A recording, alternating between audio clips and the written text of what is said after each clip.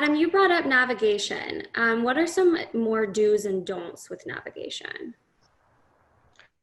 Well, I mean, the big one is if you do have, sub nav items, how deep are you going in there? How much is it necessary? Are you going from about us to donate to something else? Is it in the nav bar by the end of you moving through it? Is it going down halfway down the screen? Is it if that's happening, then maybe you need to reprioritize that nav bar and figure out what actually matters. You don't have to have every single thing in the nav bar itself, but instead think about what are people going to be doing when they actually get to the page they're clicking on in that nav item. Maybe you could provide a path to that donate page in a different way that won't be so confusing to someone.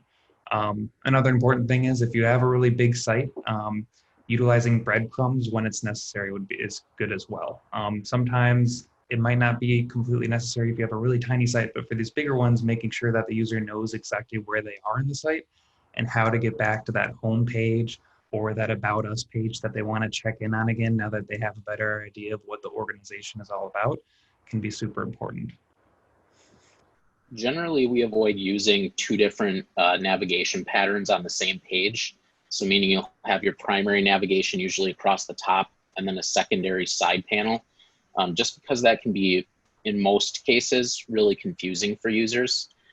But there are some cases where that actually can be a really valid and very helpful addition to the page content.